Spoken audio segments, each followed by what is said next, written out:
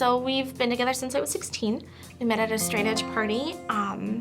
We are both socially awkward, so we totally stumbled through that whole thing, and we somehow got married. So that worked out. We were very curious as far as religion. Like we already had pretty in-depth values from our family that kind of helped raise us and what not to do at times, and also raised us in what things to do.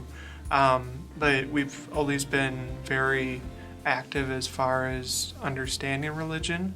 But as far as actually committing to it, it's been a little different story. We got into a community group, and that was an amazing experience. And the community groups tend to be different age groups, and that's really nice for a lot of reasons. And there happened to be somebody in our community group who was our age, and she introduced us to a bunch of people, and we were able to have this amazing group of friends that were just so happy and so blessed to have. So that was a really important step for us into Christ, was to have that foundational group of people to share that experience with. So in May, my father ended up unexpectedly passing away. It was about a 2-week emotional roller coaster that I would never ask on anybody to have to handle. We broke down. We couldn't think of what we wanted to do. Like we have this love for my father, and we wanted to make sure to be there in the last moments because he would have been there for us. But we had our animals that we had to take care of. When we found out that they were going to extend Steve's life a little bit and we were going to be at the hospital overnight, we were rushing to find somebody to help us, and we went home to go do it ourselves. And as Chris is over at the neighbors having his conversation, I'm just inconsolable, crying at home. And I hear a knock on the door, and I open the door, and Amy and Josh Martell are standing there, and the two neighbors. And so I can't see because I've been crying so much. And Amy just totally took control of that situation and came in and sat me down, and Josh took the dogs outside, and she was just a godsend. At that moment, I felt like I could actually let go. I felt like God was with us in that moment, because not only are we not perfect, I mean, we can't do it all. And I think a lot of times, like, taking the whole moment into perspective, with my father passing, I feel like it was kind of a new beginning, and it definitely helped me to decide to get baptized. I would have never expected to get baptized in such a difficult moment.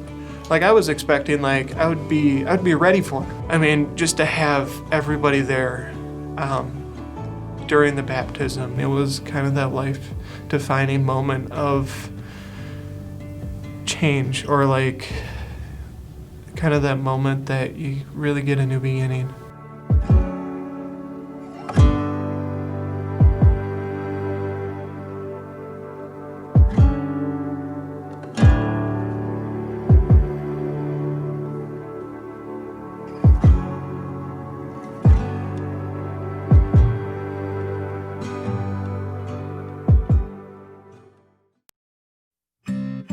So my story is when I was growing up, I would have called myself a Christian, but I didn't have a clue what that meant. So after I got married, my wife Amanda wanted to find a church. So every Sunday she was dragging me to a different church.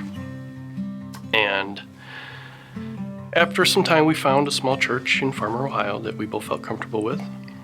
And eventually I started serving on the worship team in the tech area. Then a little bit later, there was a few younger families who wanted to start a small group, so we joined them. And this is kind of where I first started learning what it meant to be a Christian. After we moved to Minnesota, we were on the church hunt again. We found First Lutheran through LADC. We started attending regularly after our daughter started preschool there. I was more than happy to sit in the pews and be invisible, but then Kari apparently found out that I was on the tech team at my old church, and she asked me to help out with the tech team here. That's ultimately led me to where I am today, because when I started serving with those people on the worship team who I felt were truly living the life of a Christian, I began to feel unworthy. Started to believe whether any of it was true. I knew what I was supposed to believe, but I needed proof. So I talked to my wife about my doubts, and she suggested listening to some apologetics podcasts. But the podcasts alone and studying on my own, they weren't enough. I still felt stuck. So I decided to start modeling my life after a few people who were living the kind of life I wanted to live. And without knowing it, those people were my lifeline. They were literally dragging me back to Christ every time I got to interact with them, every time I got to talk to them. A few months later, I was invited to join a small group of guys who meet weekly. And over time with those guys, all the issues that I was dealing with that made me feel unworthy, I learned I wasn't dealing with alone. They were having some of the same issues.